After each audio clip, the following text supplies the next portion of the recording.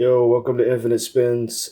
Today we'll be looking at how to clean a record you found out in the wild that has some possible stains on it. I'm going to use this Eco Cleaner to get it off with some soft cloths. I'm going to test out a couple areas first after I peel back this cellophane to see what we're really dealing with and what is actually on the cover.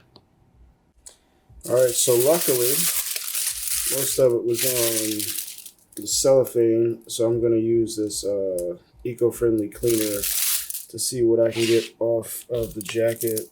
It was starting to stick to it, so good thing it came into my possession so I could get this in a little bit better condition before it got worse. No signs of mold on the outside or on the inside, so we're good to go. Okay, so I finished cleaning. This could have been a whole lot worse, but luckily, being a German press, it's a coated paper. So the only place you really see issues is on the edges where the paper wasn't coated and it seeped in. But otherwise, I was able to get it off. Looks pretty clean. This could have been G+, but luckily it's like a VG cover now because of the back. And then we got some creasing here. But that's all good. This is probably going to be for my collection, but we'll see. But yeah, this looks good. So on to the next.